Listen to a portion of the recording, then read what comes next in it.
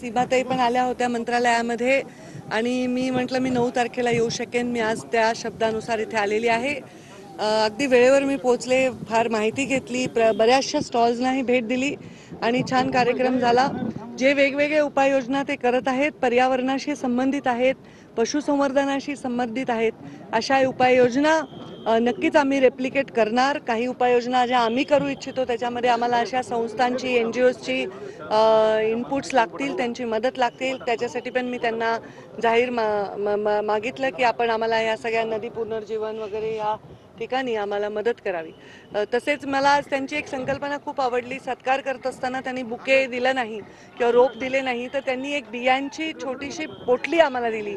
तर हे जर कारण बऱ्याच वेळा प्रवासामध्ये आपण ते रोप पण घेऊ शकत नाही, कुंडी घेऊन जाऊ शकत नाही, पण हे जे बियाणं ते दिलं तर ते नक्की आपण सोबत घेऊन जाऊ शकतो आणि आपण जिकडे पाहिजे तिथे ते लावू शकतो. आणि बियाणं असं आहे की त्याला रागाने लावलं, फेकलं, ठेवलं, कसंही झालं तरी ते उगवेल, अशी त्यांची संकल्पना आहे. तर ती संकल्पना मला आवडली.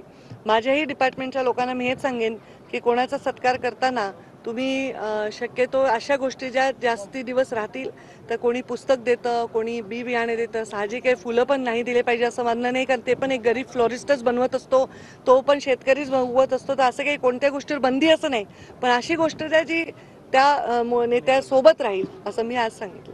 मागे निमित्ताने ज्या POPच्या गणेश मूर्ती आहे त्या विसर्जन न करत गेल्याने मुंबईतील गणेश उत्सव मंडळामध्ये मूर्तीकारांमध्ये संताप आहे. काय सांगाल महत्त्वाचा तो विषय? ह्याच्यामध्ये आम्ही शासनाच्या स्तरावर बैठक नक्कीच घेतलेली आहे आणि त्या बैठकीबद्दल आम्ही विधी व न्याय विभागाला मार्गदर्शन मागितलेलं आहे. कोर्टाचा एक निर्णय आहे आणि कोर्टाच्या निर्णयाच्या बद्दल आम्हाला अजून स्पष्टता हवी आहे. त्याबद्दल विधी व न्याय विभाग आम्हाला स्पष्टता करणार आहे. संतोष देशमुख हत्या प्रकरणी पूर्ण झालेले आहेत, मात्र कुटुंब अजून देखील न्यायाच्या प्रतीक्षेत.